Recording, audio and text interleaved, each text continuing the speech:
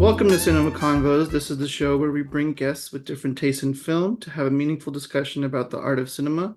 I'm your host Yash. I'm here with my co-host Zach and our special guest Varnika.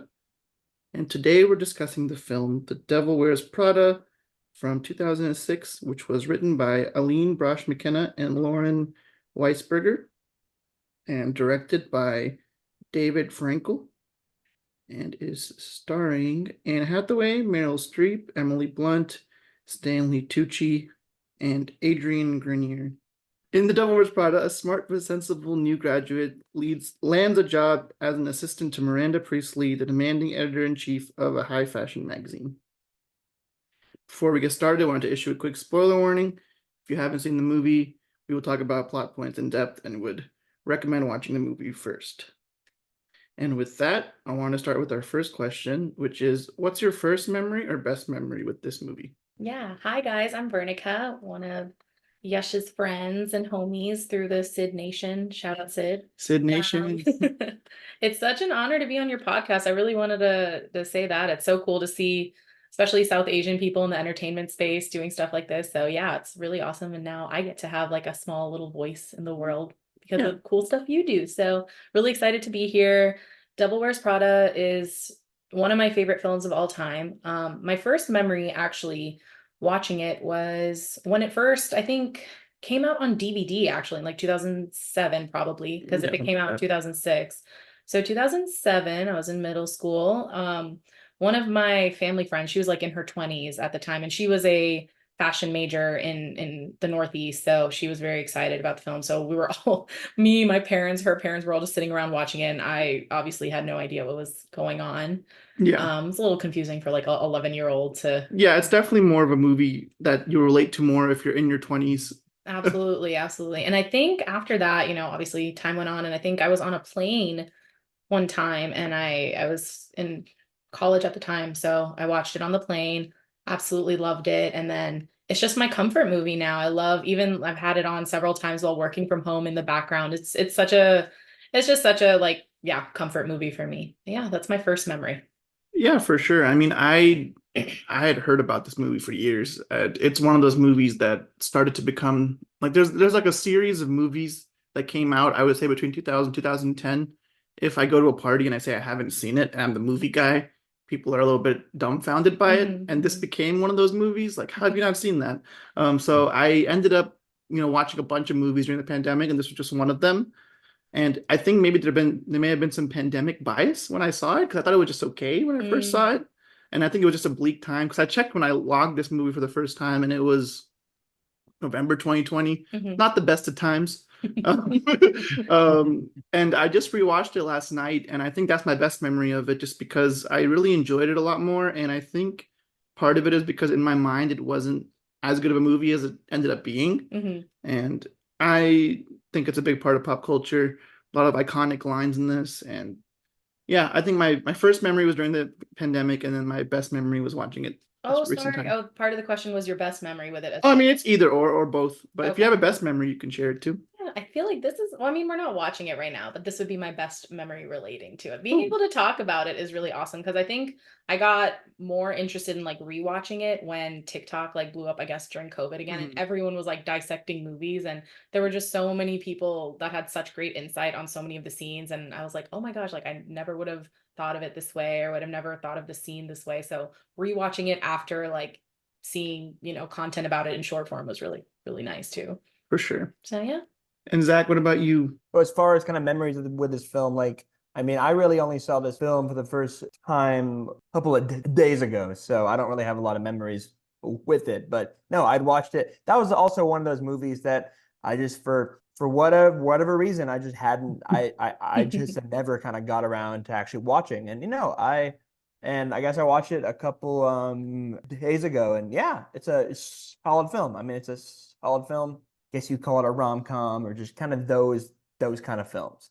And For yeah, sure. I mean, I have no complaints there. But no, I mean, it's a yeah, and we'll get into it more. I do have more to say on it, but yeah, just a generally positive experience with my one viewing. Yay, that's good. I Yeah. feel like men boys were like not as excited to probably watch this film. It's kind of deemed as a chick flick, but I think most men that I know that have seen it really enjoyed it because there's no really it's not like I guess romantic, right? I mean, there is a male figure, There is but romance in it, but I wouldn't even call this a it's not the romantic primary movie. Yeah. focus. It's No, very it's like not. career and ambition oriented. So I think everyone can kind of enjoy that, right? It's not like Yeah, chick flick. I think there's a relatability here, which ties into one of the biggest messages of the movie is that like not even like a message. It's just like I think all of us have had that job where like we're not there to be there forever kind of Yeah, mindset. We're there to absolutely. like learn and get this great experience. And I think most people our age can relate to that, whether they're men or women.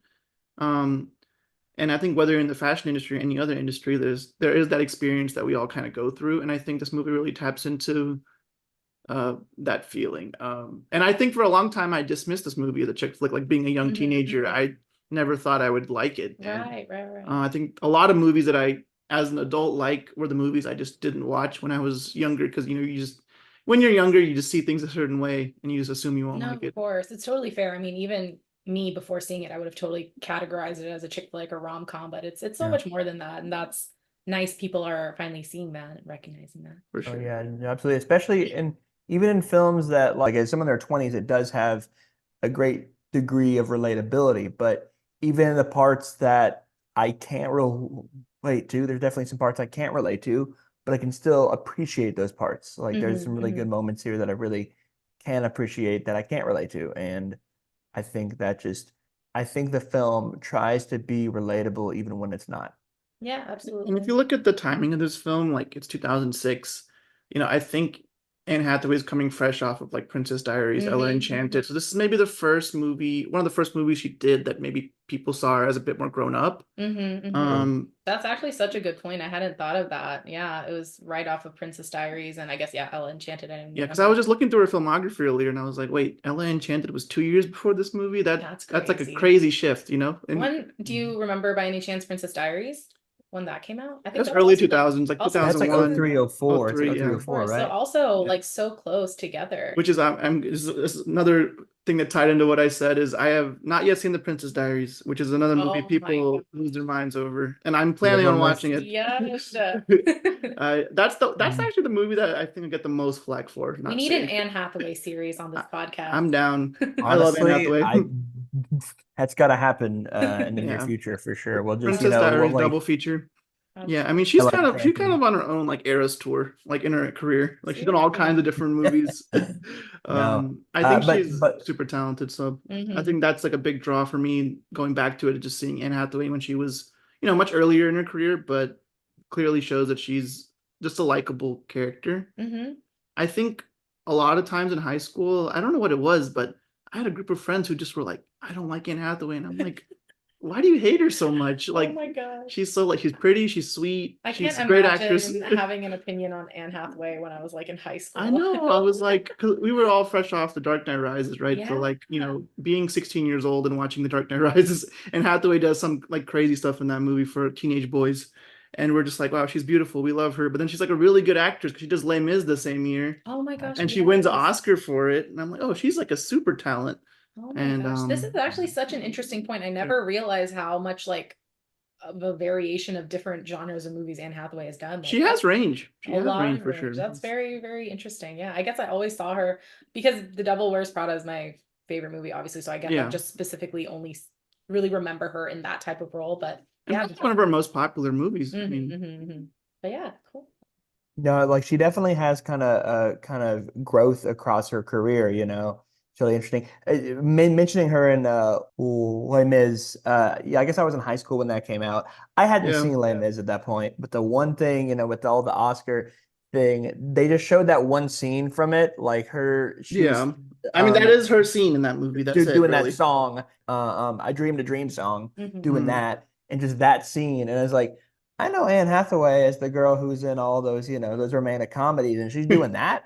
Yeah, Good for her. that was She another deserves big that turning Oscar. point for her, I think. I Yeah, think this was absolutely. one, and then that was definitely that year, 2012 was a big shift for her career Yeah. as well. Absolutely. One argument I could make is that like her shift from like you'd said from Princess Diaries to this, there's a maturity shift. One could argue that her maturity shift happens kind of in the middle of this movie. when she has her makeover. True. Maybe Which is that's the also a material. great scene. Love that scene. Oh my Yeah. gosh. Which, when I saw that scene in this movie, yeah, like I was a little bit like, okay, like it's sort of a cliche, like of course that's gonna happen. But yes, it's a cliche. It was done really well, just because it's Yeah. cliche doesn't mean it's bad. That was done really well. And this movie has a lot of things that we would maybe call cliche now, but I think for the time it was very much the norm of So like in this true. genre and this Yeah. type of movie. And I'm curious because I know doesn't she get bangs like during that? Or she gets a different haircut, I think. Oh, yeah, yeah, yeah. Yes, They do yes, something it to her does. hair. They do I something to wonder her if this movie like sparked the bangs craze, like because I'm sure it I'm did. sure. I'm sure it had to Because I know have.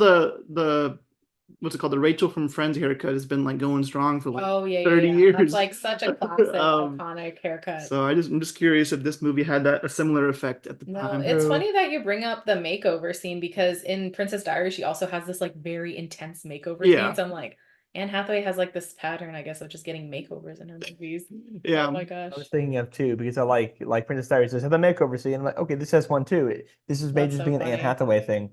Same. No, Yeah. it's I funny. mean, I guess while we're on Anne Hathaway, I really do think she's a very good actress. And I saw the new movie that she was in this year, The Idea of You, and I think her performance is like the best part of that movie. But I also watched the series We Crashed on Apple TV, which is based on the WeWork couple. And I looked up like the real woman she was playing, and I'm like, she really nailed her Nailed it. voice, which is really cool. I think when actors do that kind of thing, it's very She's impressive. just pushing out content all the Yeah, time. she's doing great things. I think that Oscar really has a long shelf life. That once you Absolutely. get the Oscar, I You're think good to go. as Yeah. long as you keep showing the world you're talented, you're good This to is go. an Anne Hathaway fan podcast now. Yeah, which is funny because this leads into our next question, which I'll say our next question would be, what are your favorite aspects of the movie? And I would actually say my favorite part of this movie is Meryl Streep because Ooh, I think her performance, I don't like her character, but her performance is very good. Like of she can tell course. she's giving it like 110%, and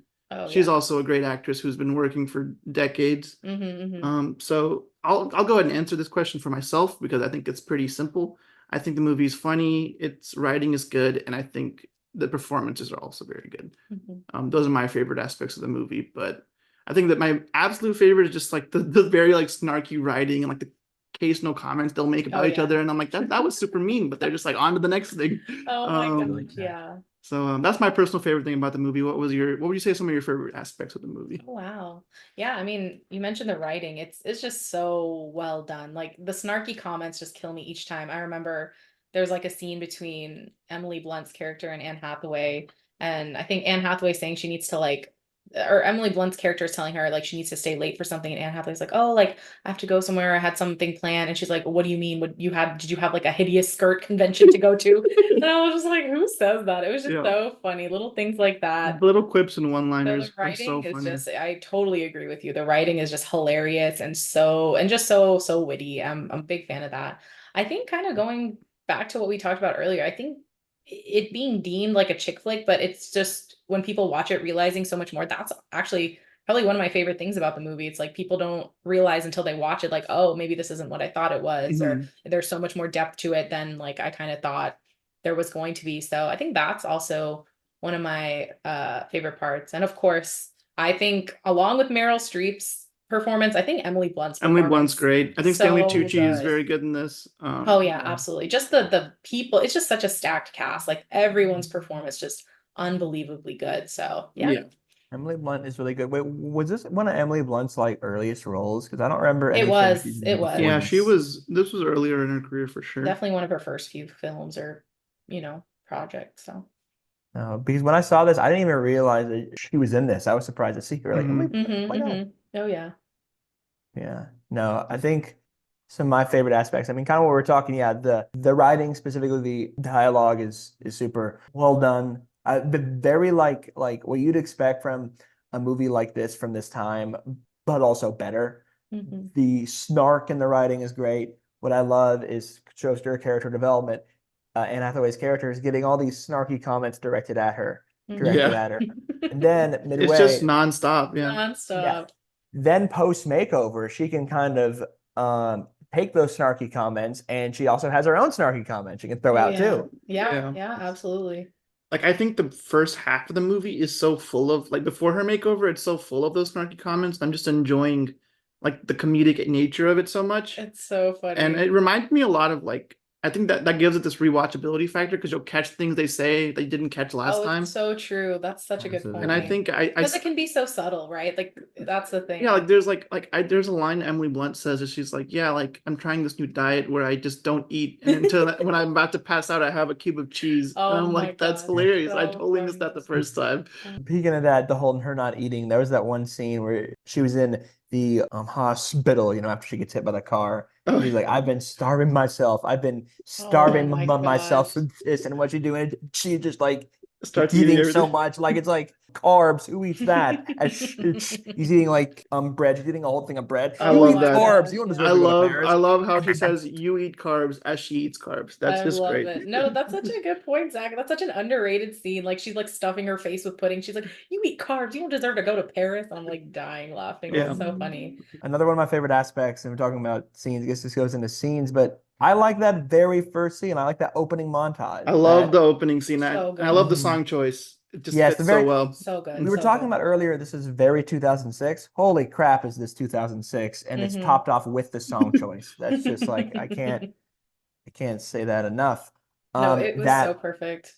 the montage is, listen, as I said, there's some cliched stuff, but it's great. Well done. And like you said, it wasn't cliched then, but it's like, no, that montage, very 2006 song. And yeah, it's saying, hey, all the girls in fashion are like this, but Anne Hathaway's not like those. Hmm. And that's the point it's trying to make. And it makes it really well, showing all these girls going to fashion jobs. What you assume, you don't see all these girls at these jobs, but like, hey, these are the girls in this industry, and they have the big high heels and the like all the like makeup and hair and doing all this, and then you have Anne Hathaway who just has on a big sweater and her hair is kind of a mess, and then she's doing, she looked very normal, Hmm. Yeah. and Hmm. the other Hmm. girls are not. And again, with song choice, feels very 2006. I know we talked about people in this movie, but the guy who plays her boyfriend, just seeing him, I was like, holy crap, this is 2006. Seeing him because he was in that show Entourage back in Mm. like the Hmm. mid Hmm. 2000s. I Hmm. haven't seen that guy in 15 years. And it's like, Yeah, I where has haven't he seen him. been? Hmm. And Who's his that's agent? just, yeah, no, yeah, he's the agent. No, where's he been? That alone, seeing his face, like makes this like, man, this was made a long time ago. Oh Yeah. yeah. I Oh mean, yeah. it does definitely capture the feeling of while it's I wouldn't consider it a true romantic comedy, it does have that rom-com vibe from the early 2000s. Like the Yes. soundtrack, Yes. the Yeah. way the cast interacts and just like Yes. Yeah. just there being like almost like a little mini love triangle in the movie Hmm. with Hmm. the The guy other guy. the other Yeah. guy and there are some things that I think these type of movies just have like a level of comfort for a lot of people who are our age, I think, because we grew up watching these movies. Hmm. At least for the most part, I didn't grow up watching this movie, but I heard about it since it came Of out course. for Yeah. years, and I think it's pretty cool that we're now reaching a point in time where we can look at movies from like 2006, 2004, and kind of see how they encapsulate the era they're in. The era they're in. Yeah, absolutely. Very nostalgic. But yeah. Uh, No, I love the Um, I montage. imagine it's like what like how there's like a big 80s nostalgia craze right now. I Hmm. feel like that's happening to us Oh, with so like the early true. 2000s. No, that's such a Y2K is just like Yeah. taking over everywhere. Yeah, absolutely. That's so Yeah. true. absolutely. No, I But agree. yeah, the montage is I think montage is top three scenes for me in this movie. It's Yeah. it's it's so well edited, Zach. I gotta say, like It I is. can't It's imagine how very they well made edited. that scene where she's just Hmm. like in one room, gets to the other room in a new outfit, new look, and it just happens like several times Oh, Yeah, throughout that yeah, scene. that yeah. montage. What I like, well, here's the thing. Remember the You opening said that montage? montage scene. I mean, you said that montage scene. There's like four montage scenes in this That's movie. true. This is Yes, we the have the beginning montage one, heavy. but Yeah, the the one you're beginning. talking about is the one that's post makeover. Yeah. That you already Oh, yeah, saw yeah. her come back to the office after that, she Right. Oh, yeah, goes and yeah. cries like, how come she doesn't like me? It's because you're not trying. You have to look the part. And she does look the part, but then you see she keeps looking the part. She Mhm. does, she's following what those other girls were doing in the first montage. Like, oh, they're, dressing prim and proper, Oh, yeah, while yeah. walking. They're not eating and stopping to get a bagel on the way. They're taking a Mhm. cab instead of, taking the subway. She's doing those things. And you see that in that scene. And yes, they use shots of the subway station or the cab or people passing by as an opportunity to switch her from one outfit like to another. And I love that. That's a great, it's very well edited. I really do Yeah. love that. And when we're talking about montages, like again, montage, the ones in Paris, the Paris ones are also very well known too. I bet you people who go to Paris will think of the Devil Wears Prada. Like, I remember these places in the Devil Yeah. Wears Prada. For sure. No, that's actually such a good point. It kind of is a full circle moment from like the first opening credit montage scene to the montage scene of her like in her new like couture outfits, like all like designer outfits. Cause yeah, in the first montage scene, she's just like in her lumpy blue sweater, like messed up hair, like all that stuff. She's like, I'm not like other girls, like I'm so casual. And then yeah, now she's like one of them. She's one of the clackers. And I think the movie is like very immersive in that way. Like I feel a lot of genuine stress while watching this movie. When like her boss gives her like an insane request. Oh yeah. Like get the next Harry Potter book that's not published. Inducing. I'm just like, wow, like imagine if my boss asked that, I would not happen. That's so funny. But unpublished manuscripts. Oh my and she gets it too, which is even funnier. Yeah. I think that's like a timeless joke because Harry Potter is just part of pop culture. Oh yeah. But I'm sure even now people watch this and they're like, oh wow, like Harry Potter, like that's all the books have been out for several years. So kind of ages the movie a little bit, but yeah. And at the time, it probably wasn't even the manuscript for like the Deathly House. Probably she was getting it for like the Goblet of Fire. At the time they filmed this, yeah, it was probably like Goblet of Fire or like something like that. Oh my gosh. Yeah, but that was like a cool scene because she is able to complete the request, and it's like one of the few times she kind of shows she has the upper hand. Because she's like, well, this is one copy. What am I supposed to do with this? I have 2 kids I need this for. Oh yeah. And she's like, no, they already have it. This is just for you. As a viewer, that's like such a fulfilling scene. You're like, yeah, you did it. Really. Because it's something with Miranda is she's gonna find. So she set up this task as a roadblock for her. She set her up for failure. It just so happened that she succeeded in every possible way. Even when she did the impossible task, she was finding, well, yeah, like you said, well, this one copy, I have 2. They already have them. Okay, well, that's all. Like she can't think of anything else. She's throwing everything she has. Yeah, this is like one of many impossible tasks she gave her, right? Yeah, no, I mean, she's like, I'm trapped in a hurricane, like book a flight I have to make it to my kid's recital. Just ridiculous things like that. Setting her up for failure each time, but yeah, I think it's funny. I'll be honest, this might be an unpopular opinion. I don't think by the end of this movie, I don't really empathize with Meryl Streep's character. Like, I think they try to like humanize her near the end, but it feels a little like too late for me. I don't think they did. I don't think they humanize her at all. I think she was pretty much the same. Even when she like talks about her divorce and like all that. Oh yeah, I guess she had like that one vulnerable scene. But it's like the one scene, right? Like I feel like a better version of this movie may have had like more humanity to her, like seeing why she's the way she is. Because I think the movie wants you to feel for her. For sure. I think it also, I don't know if that scene also made me feel like she just like doesn't have any like real friends, that she has to kind of like open up to Andy out of everyone, like her assistant, like that's like how cold she is, that she doesn't have like real relationships, like her marriage is falling apart, after I think this is in the movie, she referenced that divorce as her second divorce, so it kind of shows you how like she really is just distant to so many, like she has no close relationships really. And it could have been explored maybe more. Maybe it can be explored in a different movie, a prequel movie. I don't know. That'd be kind of interesting. I mean, the sequel has already been announced. So there's going to be a sequel. Yeah, there's going to be an official sequel to this movie. Oh my gosh, it literally just got announced this month. Yeah, I remember messaging Varn about it. Like, I was like, hey, we're going to discuss this, but there's going to be a sequel. Dude, excellent timing. Yeah. Oh my gosh. That's amazing. But yeah, also about the divorce, I guess her marital troubles were alluded to earlier. So it sets that up. But when you talk about humanizing her, I guess they kind of did it.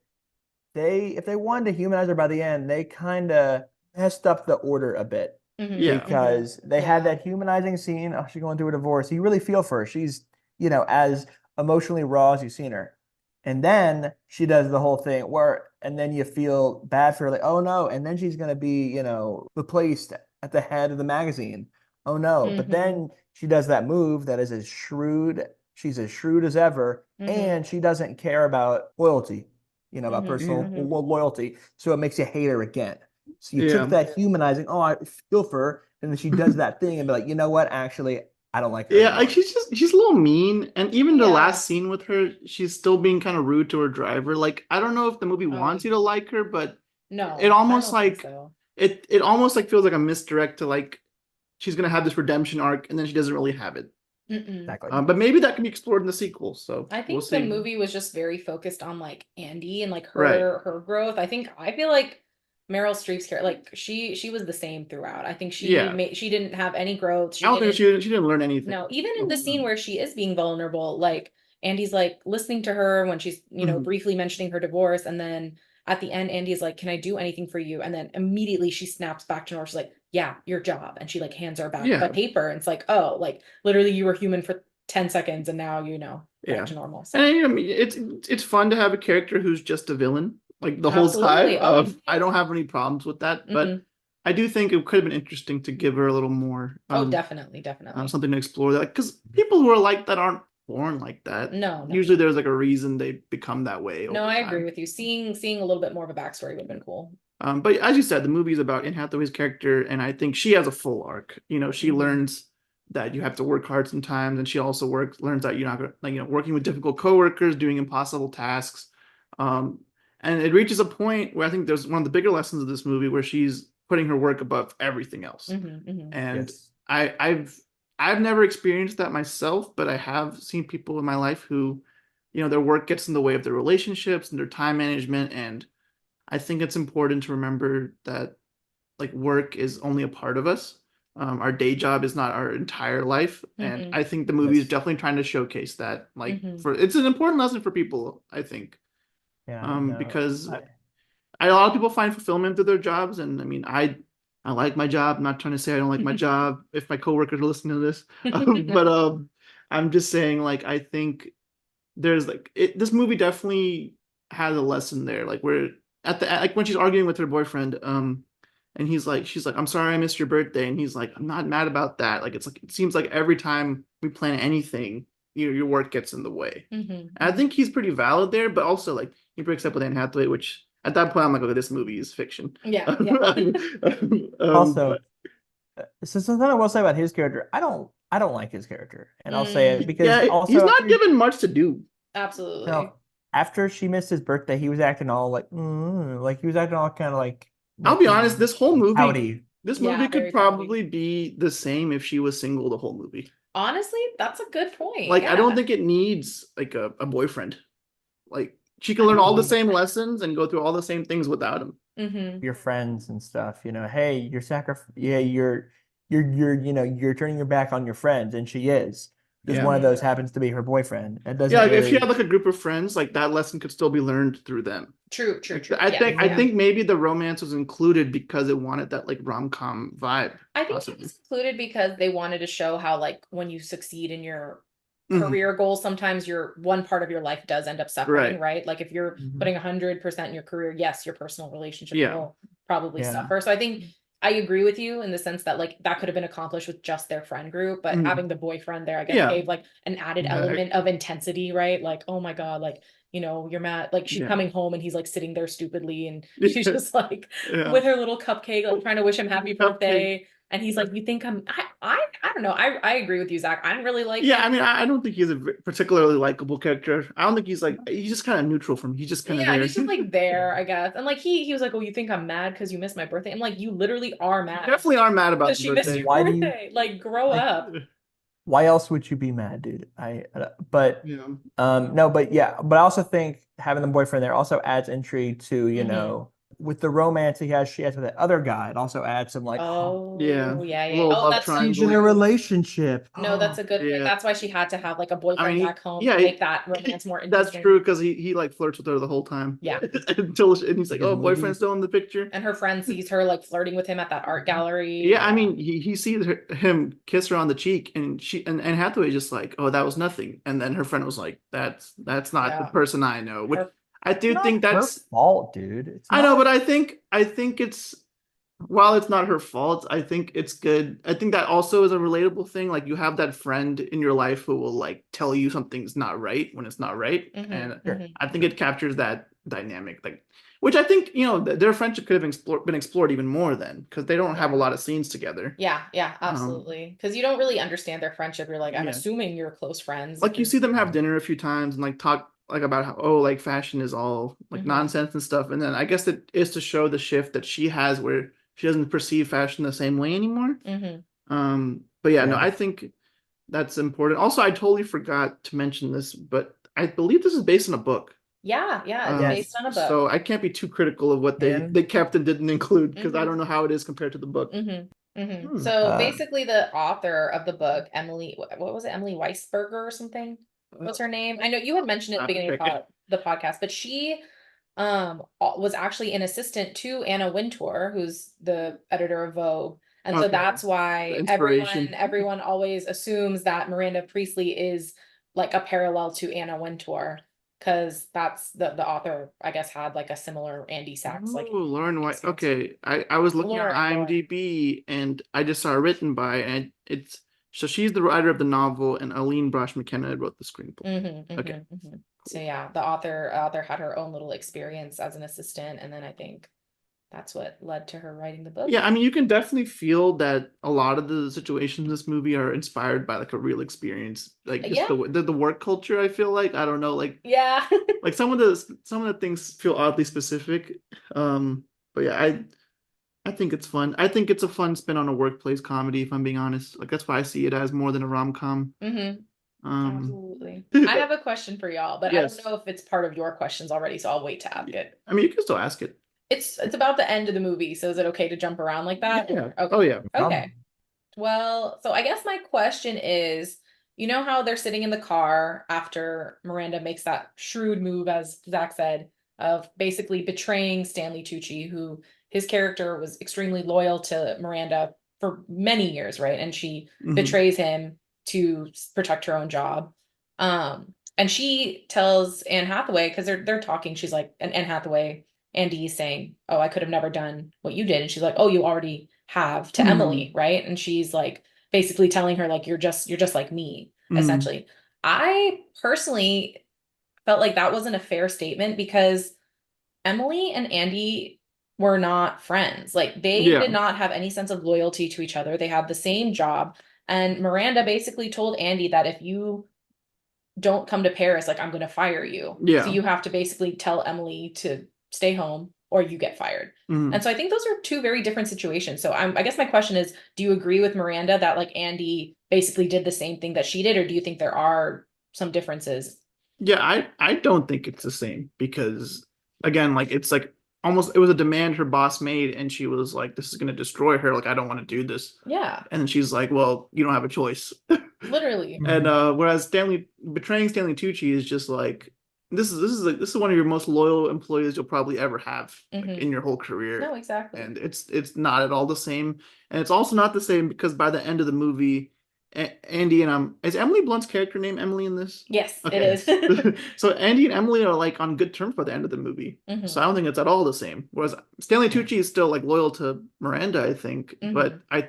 I think it's the relationship has been soured a little bit. Of course, yeah. And I think the movie really like kind of gaslights the viewer into thinking like, oh my gosh, Andy did exactly what like Miranda did. Oh my gosh, she's this horrible person. I'm like, no, there's quite a few factors that need to be considered for Yeah. why Andy did what she did. And Emily was a total bitch to Andy the whole movie. Yeah. She's not making her life that easy. She's being rude to her. She's being snarky. Like, why would Andy like go out of her way to like help Emily keep her job at the cost of her own? Like that just Yeah. made no sense to And me. if anything, like it shows an Andy's still a good person because like she knows how much Paris means to Emily Yeah. and she's able to point that out in that time because if someone I didn't like if I got an opportunity to do something that someone else was going to do that I didn't like, Hmm. I would think I would probably jump on it, but also at the same time if I knew it meant like the world to that person, I would be like, well, Even if they were like a total asshole to you, yeah, like it's just it's yeah, crazy because it's like their thing. Yeah, yeah. No, it's a tough position. And then Emily's like in the hospital, like berating Andy, saying, "You should have said no. You should have lost your job. You should have done this." Yeah. Like if roles were reversed, Emily wouldn't bat an eye Oh yeah. No. portraying Andy. So like No, of course not. the what is it? Hypocrisy was just insane to me. Yeah. Yeah.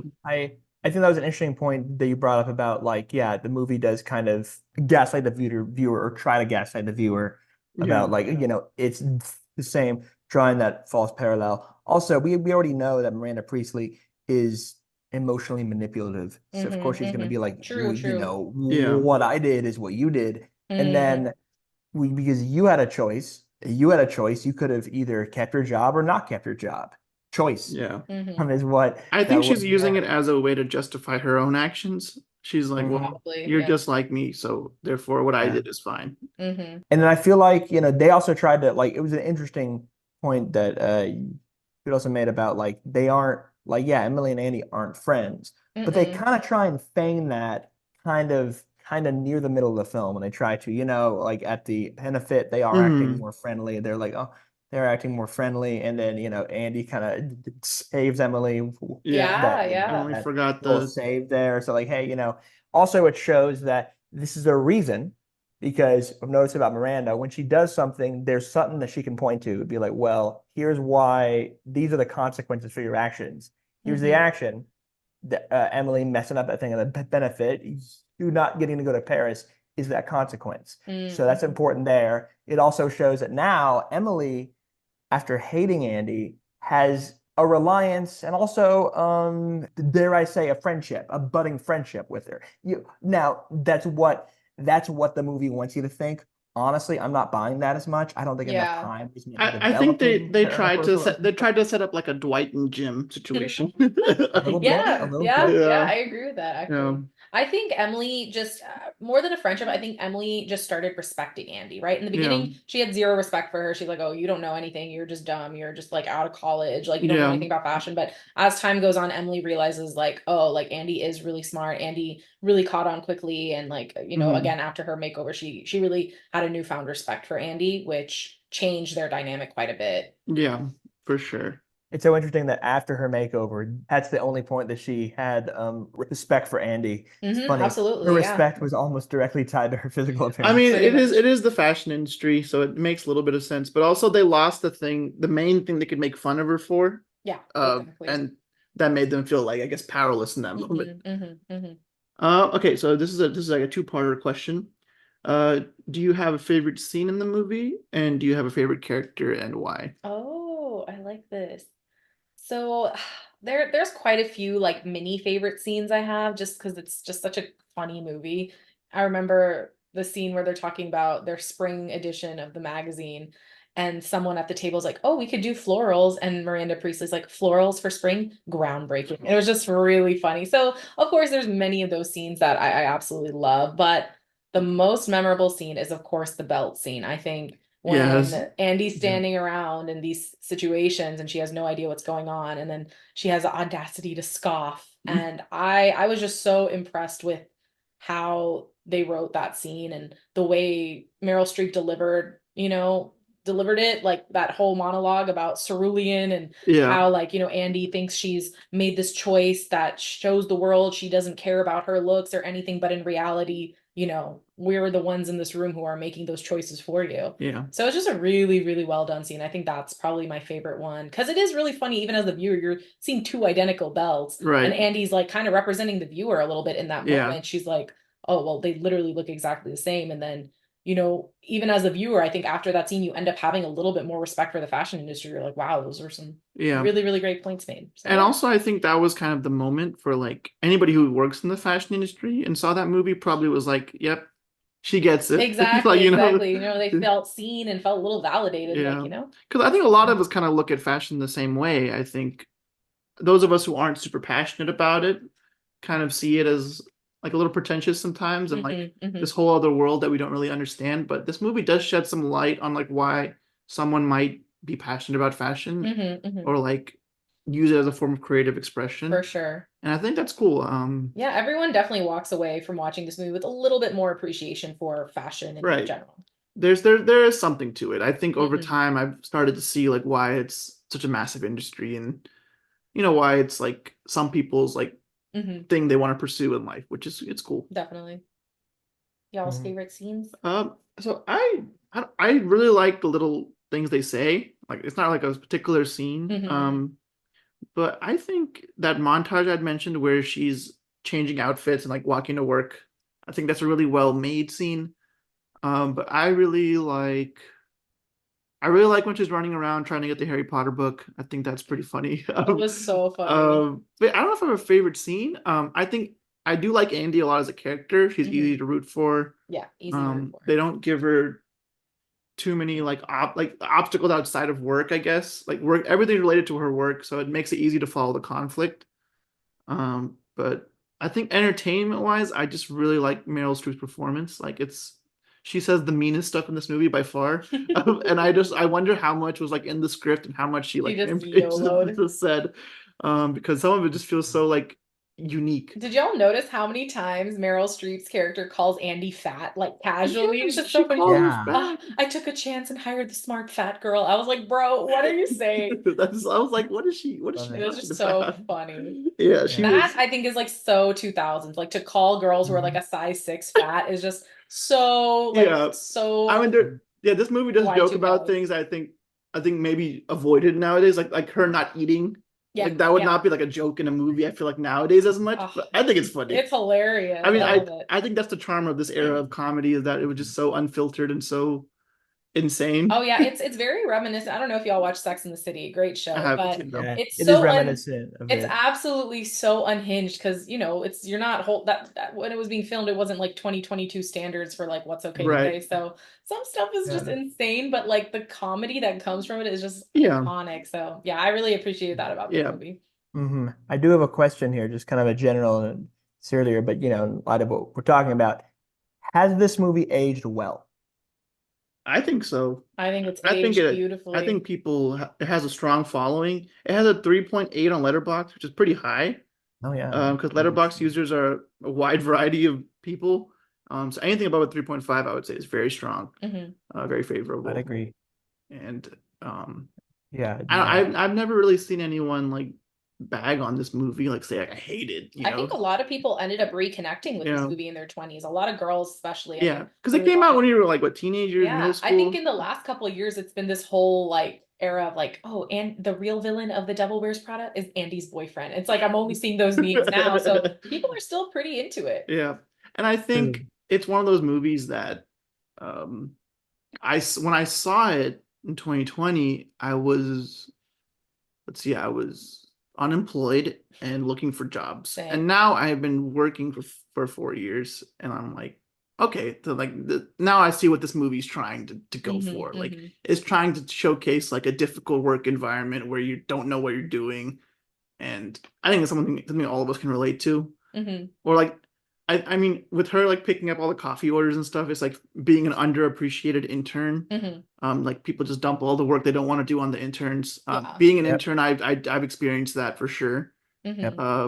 Not like in a mean. No one was ever mean to me like in this movie. No one said like, "Hey, you're like the fat kid" or something. And I'm like, I'm just doing the social media posts here, like just relax. But giving you piles of work that they don't want to do, and I that's know kind of exactly. she's not an intern in this, but there's definitely an intern vibe Of Mhm. with her course, of job. course, yeah. Yeah. Um, I think a lot of people can relate to that, whether they've been yeah, in that position or not.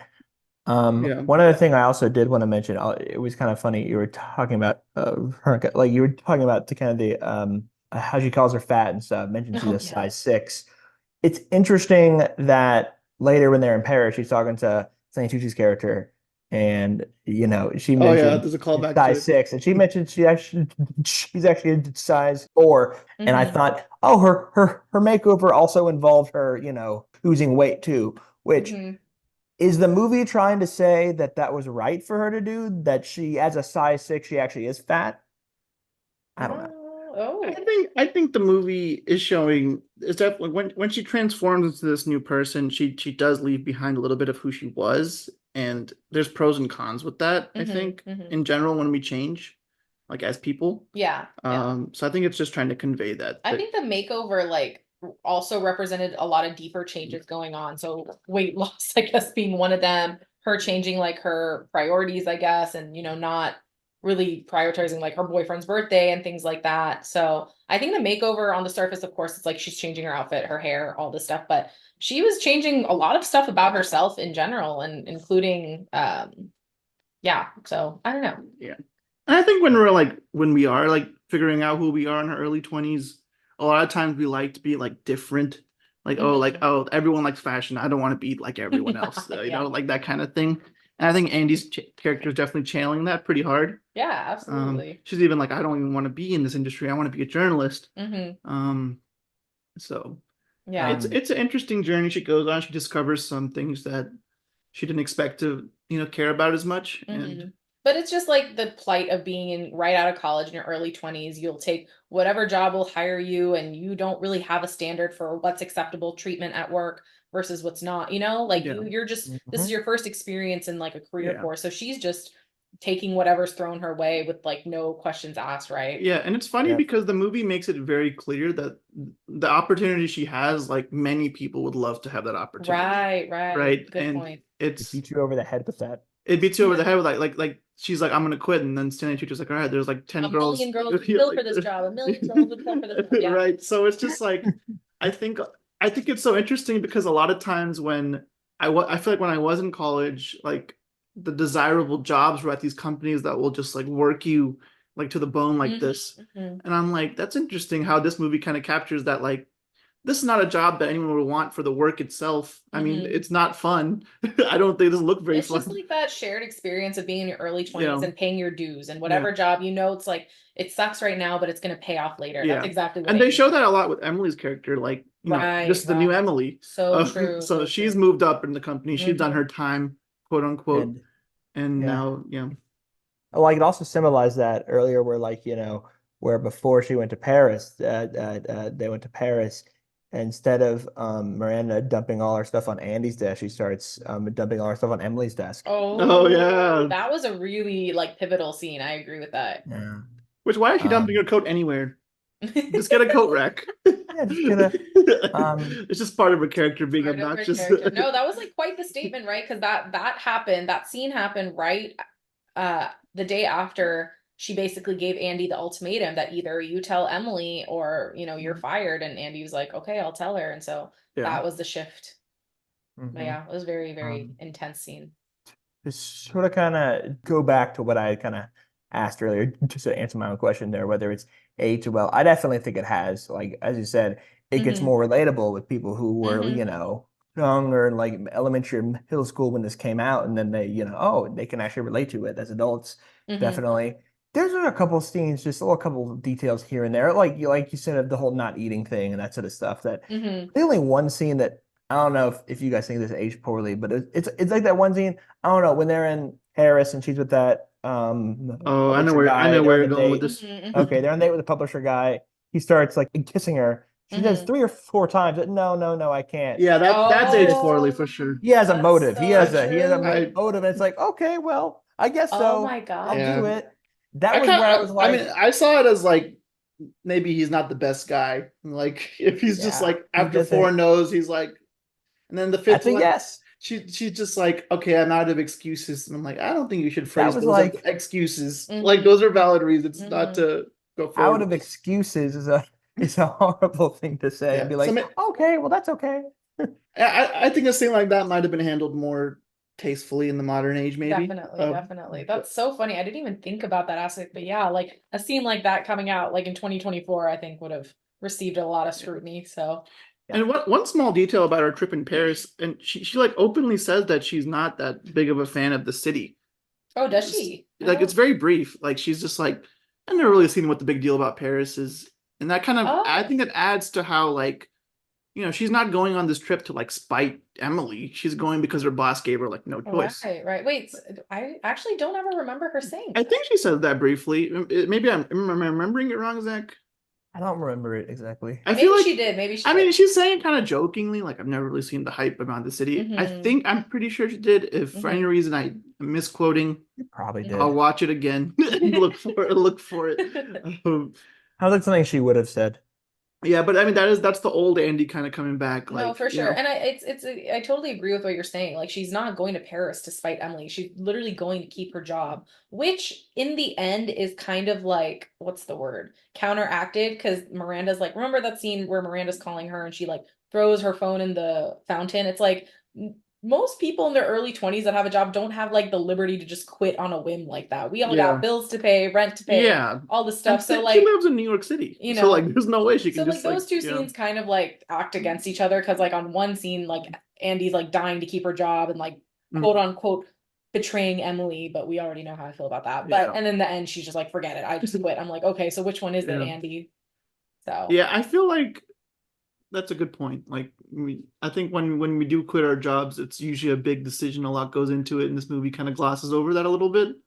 Like mhm. like the idea of quitting and get, I guess the gravity of quitting your job is not as displayed as Like like quitting on a whim type on a of, whim. Yeah. like it would Yeah. make sense if Andy like made a quitting plan, but Yeah. she just threw her phone in the ocean or not the ocean, sorry, That'd be the hilarious. fountain. The ocean. I think it was, listen, I understand for the, dramatic effect that she does it. Yeah. She throws it in the fountain after she's True, like, true, true. after she makes the connection that, oh my God, like Miranda and I'm becoming just like you.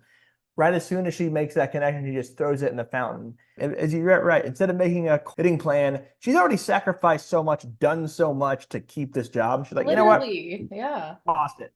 Yeah, so that was a little interesting, I guess. No, I exactly. She's sacrificed so much. She's done all this, like, you would think she'd Mhm. think it out a little bit more. Yeah. Okay. So I have already spent a good chunk of this episode in the beginning talking about how I'm a big fan of Anne Hathaway as an actress. I think Meryl Streep's a great actress. I think all the cast is great.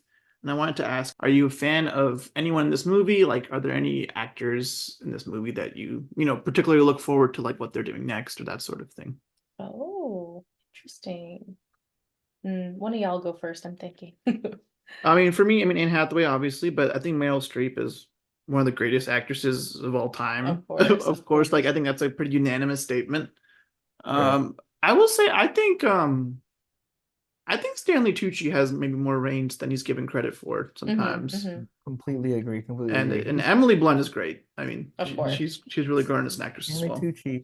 Stanley Tucci may be the best actor in the film outside of Meryl Streep, and he's severely underutilized. He's better than just Mm, playing the archy gay character. That I mean that you're gonna have one of those characters in a film about the fashion industry, but Right. hmm. an actor of Stanley Tucci's the caliber that Stanley Tucci is, I think he deserves better.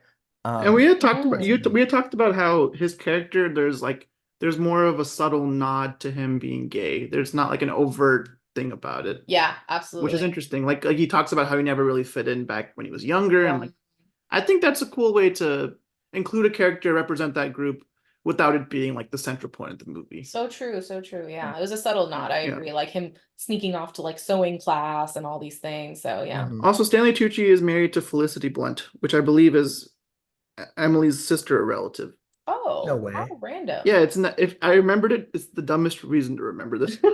But there was that Pete Davidson skit Tucci Gang they did on SNL, and it's about Stanley Tucci just the whole time, but it's with the song Gucci Gang, like a parody of that song. And literally, there's a line where he says, "It's like my man's married to a blunt," like Oh my talking about his. God. Yes, I just You That's remembered so that funny. because of Tucci Gang. I don't know what it is. That skit's always been one of my favorite Pete Davidson moments. I'm gonna go home and watch that skit. That sounds funny. Yeah, it's That's just a so whole funny. episode of talking about how talented Stanley Tucci is, and like, but it's just to the tune of Gucci Gang by Little Love it. Pump. That's funny. Peak SNL. But yeah, I think those are the four core actors that I Hmm. think I keep up with, I guess. Same. Yeah, I mean mainly Anne Hathaway probably. I'm Yeah. gonna be most interested in her project. And Hathaway's not been doing as many projects recently. I think she's That's how been, I feel about like Meryl Streep and Stanley Tucci. I feel like I don't know yeah, if they've been in any movies that have come out recently or they're working on anything. They seem kind of like they're just chilling. But I'm also not, yeah. you I know. can't. When did Meryl Meryl Streep, Streep lead a movie after the post the post? post. Um, let's see. She was, oh gosh, That was there were 2017 though. definitely some. She was in I guess she's been in more like TV shows and miniseries than she's been in movies. That's true. Oh, true, true, true. 'Cause she was in a Interesting. way, what was the one she was just in? Because I'm gonna she got an check. Emmy nomination on Monday. What was it? I'm looking. I'm She stressed. got an Emmy nomination this week for it, but Oh, she was Only in Murders in the Building. She Oh, was in Only that Murders. season 3 Okay, of that. oh she was in wow. that. She was good in So that. she's doing stuff. She was in Don't Mhm. Look Up. She was the president in Don't Look Up. Oh. Hey, there you go. Yeah, she's got like a lot of these movies are streaming movies. Oh, she was in Little Women. I totally forgot that. She's Aunt Oh, March and she in was Little She Women. was she in was also in Yeah. Big Little Lies. Big Little Little Lies. She was Lies. in Big Little Oh, Lies. Yeah, well, that's Season second 2. season. Underrated semi-recent. season, I think. Semi-recent, yeah. Yeah, Um, there's a few projects. I mean, she's the type of actress who, if she wants a role, she's gonna get the role. Okay, then I agree with you. Yeah, Meryl Streep is probably who I'm mhm. looking forward I to the mean, most to seeing what they I do. will correct me if I'm wrong, Zach. Doesn't she have the most Oscar nominations? ever, and it's by Yeah, far. she has, Of all She has like time? yes, she has like for an actress. Like for an actress. Yeah, well, I Oh, mean, it's the most of any actor. So like, yeah, there may be some I think producers that have more, but she has 21 acting nominations, something like that. yeah. It's like And it's the a lot. next closest one has like 12. It's like I almost have this like bit that like if Meryl Streep's in a movie, her chances of getting nominated are pretty high because the Academy will just be like, yeah, why not? why not? true. Another one. At this point, why not? Yeah, that's funny. Interesting segue you made there, Yash, because I'll say this. This isn't necessarily what I would call an Oscar film, Yeah, but the fact that Meryl Streep, anyone else had been in that role, I think it might have flown by the radar. The fact that Meryl Streep was the star of Devil Wears Prada got her that Oscar nomination because she she was got nominated for Oscar this movie nominated too. for the role. Oh, Yeah, I didn't know that. Okay. because if Meryl Streep's in a movie, you're nominating her. Absolutely. Basically, It seems like that. It's that's how the trend goes. Ah, Um, well deserved though. I didn't yeah, realize she was nominated for an Oscar for that role, but this movie totally checks got out. I think 2 Oscar nominations. In other words, for costume design. Costume design. That Oh, makes sense. yeah, that makes sense. That makes There's a sense. lot of costumes in this. Oh. Oh yeah, I actually have one more question. Let Yeah, me go know for if it. this is a good time. Okay. Anytime. great time. So you know how at the very end of the movie, it's like one of the final scenes where Andy is like at her new job interview and they get a fax from Miranda Priestley as a review and the or not a review, what is it? Reference? I guess Yeah. the reference starts really bad, right? Yeah. She's like an utter disappointment and if you but like blah blah blah and then it's like but if you don't hire her, you're a total idiot. So I found that scene, of course, like it's such a great ending for a movie, but it just also seems like so unrealistic. I was also kind of It took me out of it a little bit. yeah. Like, just because, like, I just wanted to know y'all's thoughts on that it's ending. clearly, I think it's clearly designed as like the classic, like, audience misdirect, right? She's like Mhm. saying all this bad stuff True. about her. Mhm. And then in the end, she's like, but she's wonderful and you should hire her. It's like, Mhm. well, where'd that come Yeah, from? that was a little bit like, but Which I I think this mean, movie has a lot of realistic qualities, but there are definitely moments where I watched it and I'm like, okay, this is a movie. Yeah, exactly. Which is Exactly. totally fine. Your movie Yeah. should be escapism to an extent. For sure, for sure. mhm. I It was think definitely yeah. unrealistic there, I think, Yeah. because like, okay, yes, when they were in the limo in Paris, Miranda was saying, hey, I see a little bit of myself in you, and was saying good things. Mhm. But you just know Miranda is the kind of person that if you turn your back on her, she will ruin your career. She will Yeah. do that to you. It doesn't care how good of a person you are. Exactly. So I don't think she would have extended that goodwill toward her in that case. Yeah, that's exactly what I was thinking. I was like, it just doesn't check out for who Miranda is. Yeah. But it is like interesting because like I guess it just proves that Miranda saw Andy so differently than she's seen like any other employee.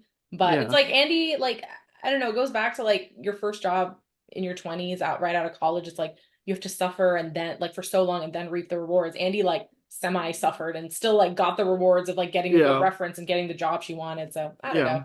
It's just interesting. Yeah. I mean, it's a fair point, but I think it's just meant to be like a crowd pleasing moment, like For a sure. hero or something nice. Yeah. It definitely was. It Yeah. definitely was. It's like they're homies now. Yay. Yeah. All right. So we've talked a lot about how this movie's aged, how it's like become more popular over time.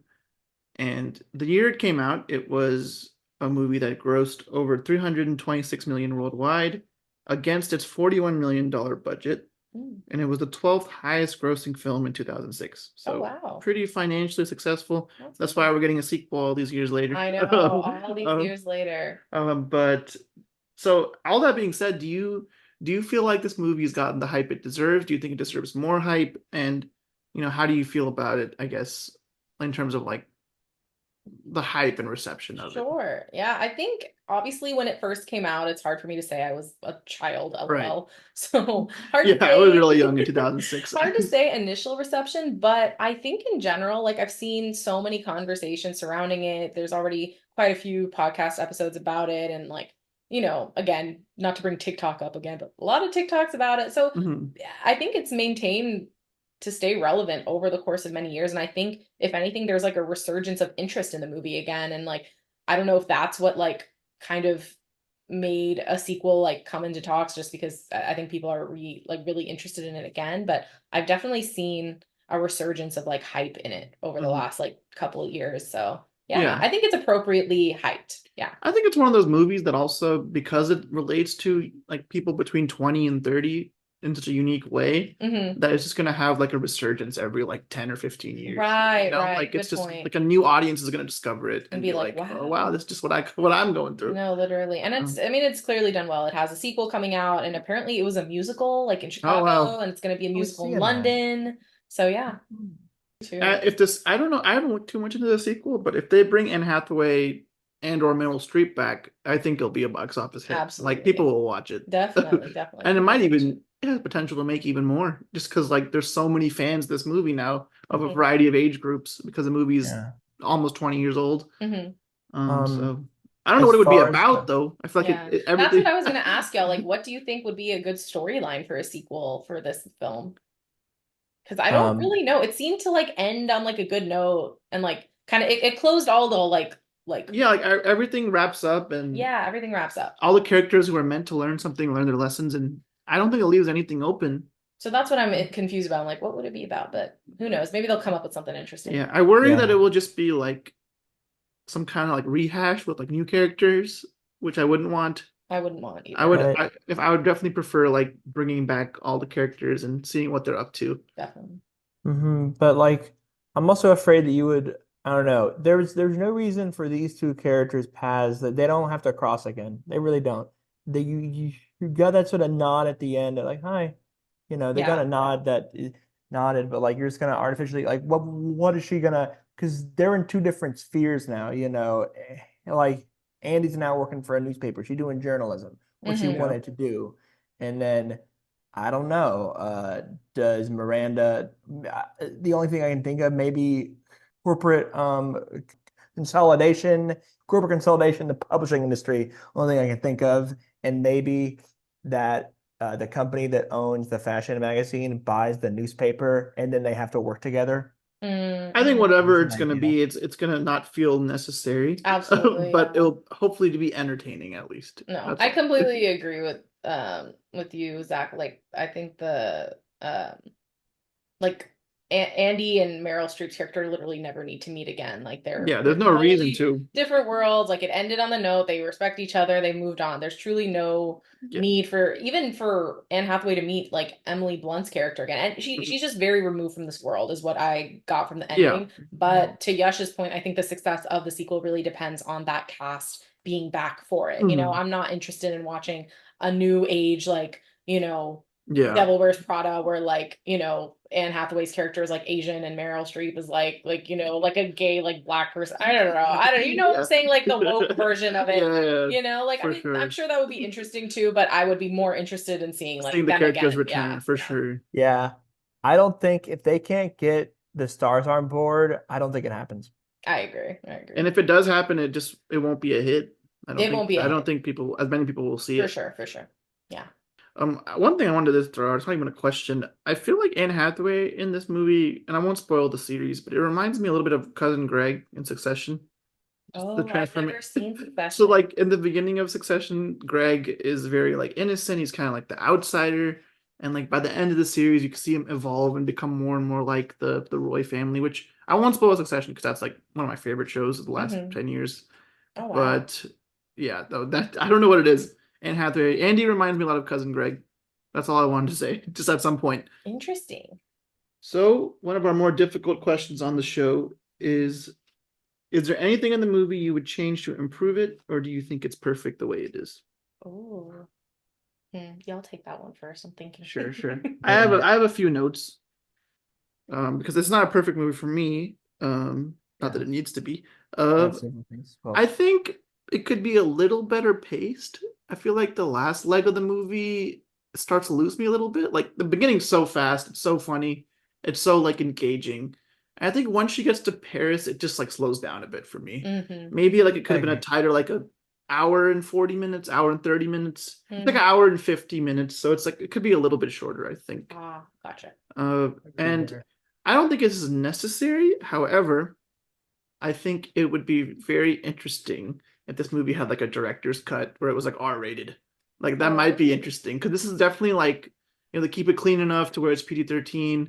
But in this kind of workplace, I can't imagine them like not cursing all the time. Like kind of like how the Wolf of Wall Street office is at the Right. beginning. Oh my Mm. God. So I think that could be interesting if it was like if it swung for the fences a bit more. I understand it reach a wider audience as you make the movie a bit cleaner. Mm-hmm, mm-hmm. But I think there are two things that might be interesting. But in terms of the movie itself, I think the story can be a little bit tighter, a little bit better paced. But watching it this time, you realize this is a much better movie than I gave it credit for initially. Mm-hmm. So I enjoyed it. Mhm. I would actually Yeah. watch it again. So like Wow. that's actually good to know that I actually think that movie's that good that I would watch it again. High praise, yeah. Yeah. I But know, like kind of to your point, I don't think an R-rated director's cut would really add very much. It just would add extra swears. I mean, I think if it could be anything, if it, with the writing team this movie has though, it could have been pretty funny. what I like about it, That's and I think true. what with the snarky writing, when you have a PG or PG-13 film, it's fun to see because you have these boundaries you can't cross. And as a writer, you have to be even more creative. Like the Right. insults have to be hiding without being profane. Mm-hmm, And so I Right. think mm-hmm, that's really, I like how they did that. Yeah. I mean, one of Um, my favorite comedies is Mean Girls, and mm-hmm. I think that movie does also a great job of holding back, but also being hilarious. Yeah, absolutely. So it's impressive they pulled it off. Yeah, yeah. yeah. And the only other thing I would change, I think I really do feel like they could have done more to humanize Miranda. Um, You're a Miranda sympathizer. I'm I not a feel like I feel like sympathizer, you're really more rooting for her low but key. like I'm not able to root for her by the end of it. Yeah, I'm like, I yeah, don't, I'm like, okay, well, she's going her own way. But giving us a little bit more of what makes her tick could have been interesting. yeah, absolutely. Mhm. But Um, that's about it, I think. No, yeah. feel you. I think honestly, for me, I mean, I have a few things. I think we talk the boyfriend. I mean, Oh I yeah. wouldn't Oh my necessarily gosh. say that his character is unnecessary, but it just the way he acts. I don't like the way he acts. I don't like him.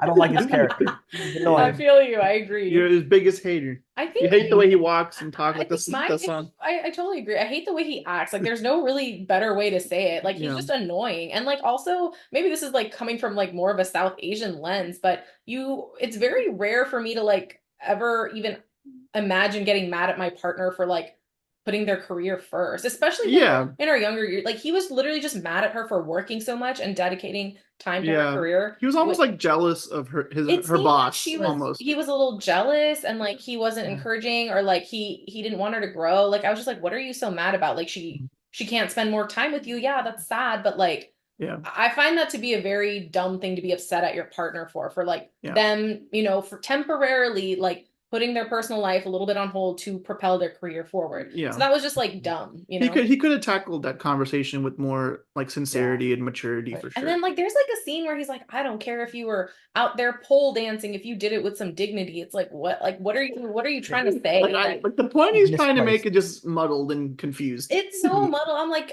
I guess like you just want everything. Like I guess he's trying to say he's like you can do whatever you want as long as it's on your terms. But jobs don't work that way. You can't always have a job that's Mm, everything on your terms. That's not how right. the world works. And He feels abandoned. she's made it clear that she doesn't want to be here long term. No, So she he made knows it's a it short term clear. thing. Absolutely. But here's the thing, though. Yes, that's what she said, but the way she's acting, Yeah. she isn't acting like it's short term anymore. She's becoming more That, and more like, invested in the now, job. his side here, now to take his side here, she seems to have gone back on that. No, with that's a fair point, fundamental actually. personality Yeah. change. Yeah, that's And fair. that's Yeah. to be fair to him. But no, and yes, okay. I don't think it's unreasonable that he's mad. She missed her birthday. Like I get that. It's the way he kind of acted Yeah. about it. He didn't He have could a have conversation. handled it He was differently. just like, I'm not mad about it. Like, and Mhm. just was like, Yeah. not even one to talk. He's like, no, I'm not mad about it. Yeah, Like he should just Just own up Don't that you're mad wonder. about it. He's Yeah. just You tell him, Zach, go off. But no, that I'm just trying to think of anything else. Yeah, we talked about exploring some relationships more. I mean, yeah, as you said, the Paris stuff kind of slows it down. I don't know if they could have devoted less time to Paris because they already didn't devote that much time to Paris to begin with. They could have used more time to talk about, I mean, to flesh out, her friends too, like you would said, like that argument that she has with her friend at the art gallery. You don't really care about it because we don't really know much about their relationship. Yeah. And I think it's a interesting point you bring up. Like, this is a good movie. I think this could have worked just as well as like a TV series. Where like It would have worked better. Maybe there's like moments for characters to be like fleshed out via like a flashback or like a thing like that. Whoa, I didn't even, you just like unlocked the Yeah, I mean, whole world. I think that could be That been would interesting be really, really good. Yeah, I agree. I think it might have been better suited to a TV series, if But anything. there's some moments that feel rushed and there's some moments that feel like too dragged out. And I feel like the flow of a TV series would really work for this kind of show. No, exactly. It could have explored like her friendships. It could have kind of explored her relationship a little bit more, like how they met and her time at Northwestern, a little bit of a Miranda backstory, Emily backstory. Like that would have all been really, really fun to know. That could have been a potential. I think if they made this today, that might have been the route they went with. A lot of books are becoming miniseries versus a movie nowadays, and those tend to be the better adaptations because they can flesh out everything. Definitely. Good point. Here's an idea, and I'm just throwing this out here. What if The Devil Wears Prada, instead of a sequel, now I could see them doing this. Instead of, if they can't get Meryl Streep and Anne Hathaway on board, they just do like a mini series, but that has like, they have like new people in the cast, but like they just basically do the film, but as a mini series. Because I could very much see them doing that. That would be awesome. Kind of like what they're doing with Harry Potter, right? Like, they are doing that with Harry Potter. But no, that'd be cool. I didn't know that. Yeah, there's an HBO series in the works. There's a series for everything in the works. I feel like for Harry Potter, the movies did a great job on focusing on what's important for the story. And I worry, like a lot of the stuff they took out from those books is like story and backstory, right? Lore. But a lot of it is also like they spend like 5 chapters like studying for their exams, like so that's not good in a movie. Yeah, but, like, I think the fandom for Harry Potter is just so strong. Like we'll just eat up whatever they. I mean, yeah, I'm gonna watch it. I'm gonna watch it. That's crazy. I'm definitely gonna watch it. Yeah, I mean, I am a Harry Potter fan. But I agree with you. I think the movies did. I mean, people will always be like, "Oh, the books are better. But I still big fan of the movies. They'd have to make like a 6-hour movie if you wanted like everything from the book to be in it. It's just not possible. So we'll see. But yeah, well, I'm always open to more content. But that's a hard question. I don't think there's like, I mean, I've been talking about my qualms with the movie throughout this whole episode. So like, of course I have my issues with it here and there, but how I would go about changing it, I don't think I have an answer for that. I think that overall, ultimately, no, I don't think anything, I feel so strongly that I would change something about it. Like I love it for what it is, and I love it for like the fact that we can even have conversations. Like if it was completely perfect, we wouldn't be sitting here talking about it, right? Right. So I think overall I'm pretty pleased with it. I think when you love a movie, you can overlook a lot of things. Like true. Like people point out like plot holes to me from The Dark Knight Rises, and I just don't listen to them. Like I'm like I refuse to acknowledge this obvious plot hole because I love the movie too much. So yeah, that's totally fair. Before concluding this episode, are there any other points or questions you want to discuss for either of us? I guess Yash, you answered this that you would be down to like rewatch it like for fun. Yeah, I mean I would rewatch it. Like the first time I saw it, I didn't feel that eager to rewatch it, but this time around, I'm like, yeah, this movie has some qualities I like that I kind of overlooked. Yeah. That's the thing. I just feel so strongly that this movie has like a rewatchability, like comfort type feeling. It's very casual. It's not too long. So. Yeah, and it's not too intense. Yeah. Like it's just a nice, simple, breezy watch. It's one of those movies. Like I don't know, you get the feel like you see it on like TV. I mean, you see it on your flipping through channels. This gives me the energy of those kind of films. And now that I've seen it, I could stop in, and I can just kind of watch it. It's one of those movies. I don't know. It's something very specific. And I have those list of movies that I have. Like I'll see it on TV and I'll just watch it when it's at the halfway point. And this is definitely one of those. It's a rewatchability, but it's not like I missed the first half. I haven't seen it in years and I missed the first half. I'm so lost. No, I mean, listen, and it is one of those comfort movies. You can just kind of just Yeah, you can just jump in kind of watch it. whenever and just I enjoy agree with what's that. left. You can totally just jump in wherever and just Yeah.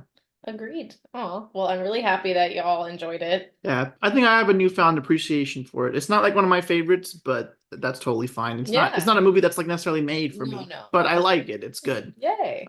And I think I don't think my mom has seen it. I think she'd love it, so I should probably show it to her at some point. There you go. Same as well. There you go. Yeah. No, I'm glad. I'm glad your reactions are a lot better than I'm sure you were expecting towards it. Like, yeah, which is I think it ties back to I always think it's important to watch every movie twice, at least. That's just a belief I have. What some movies are unpleasant to watch again, so there are exceptions, but I think for the most part, and I think a lot of it is just being a fan of Chris Nolan and his work. Most of his movies I've liked a lot more when I rewatch them. And I think in general it just applies to most movies that if you watch a movie twice, you're going to get a lot of things you didn't catch the first time. 100%. So, because now you know where the story's going, and you can watch it without like the fear of like what's going to happen next. Yeah, absolutely.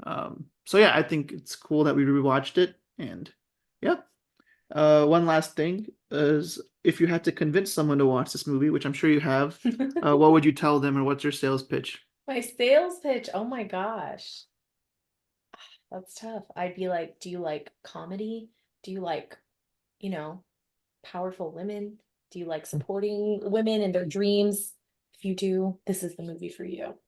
Nice. Because I think it touches on so many like elements that people enjoy, whether that's like, career, even like the career aspect, that's like relatable for everyone, right? Yeah. So it's like very interesting, storyline regarding person in their career, many people in their careers. It's not just about Andy's career. It's like Meryl Streep's is involved and Emily Blunt's and everyone. So like it has that factor. It has a huge comedy factor, of course. It has a little bit of like romance sprinkled in there here and there. So I think it touches on three pretty interesting things that I think anyone would appreciate. Yeah, for sure. I think I would definitely tell people that, it's a movie that's very much a product of its time, like early 2000s, like quote unquote romantic comedy, with some of the best actors at the time. Yeah. And it's just a very funny movie. It's very relatable.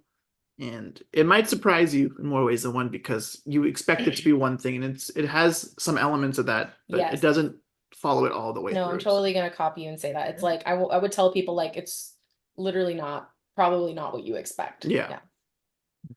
I mean, that's I would kind of echo the same things that you guys have said, but kind of add like you like mid 2000s, I guess. I wouldn't call them romantic comedies, but like comedy dramas, kind of like comedy dramas. And who you like Anne Hathaway, because this is a showcase of Anne Hathaway. Right. You definitely have to be an Anne Hathaway fan to like this movie. Or a Meryl Streep fan. Yeah. True, if you're rooting for the villain. If someone says they like Anne Hathaway and they haven't seen this, that's what I'm saying. Oh, well, if you don't like if you like Anne Hathaway, then see the Devil Wears Prada, because it's maybe her best role. I feel like, I know she wasn't a Disney star, but this was kind of her like escaping from Disney Channel moment that the Disney Channel stars tend to have. That's exactly what I was thinking actually when you said that earlier. I guess this was like her first like big girl role, Yeah. Doing that with Meryl Streep, that's intense. Yeah, going head to head with Meryl Streep, who was terrifying in this movie, is a big deal. A big deal. Head to head with Meryl Streep. She did like she's gonna berate you this entire movie, and that's your role. That's your role. Oh, but she killed it, both of them. So yeah, this movie is such a big part of pop culture. Absolutely, it's one of those movies that everyone's seen. I feel like, and if you haven't seen it, you should at least watch it for the sake of not being left out. Yeah, that's kind of a big one. When I FOMO, yeah. So we have reached the end of today's discussion on The Devil Wears Prada. I wanted to thank Varnika for joining us. Oh, it was so much fun being on this podcast, seriously. And y'all are amazing. And I'm so happy you guys ended up liking the movie too. And now that the sequel is confirmed, I'd love to invite myself for another episode once that comes out. So. Yes, and we can get you on here sooner than that. You don't have to wait till the sequel. We'd love to have you. Perfect. All right. And a big thanks to all of you who are listening. If you enjoy our show, be sure to subscribe to our YouTube channel or leave us a review on Spotify or Apple Podcasts. You can stay up to date with new episodes by giving us a follow on Facebook, Instagram, or Twitter/X.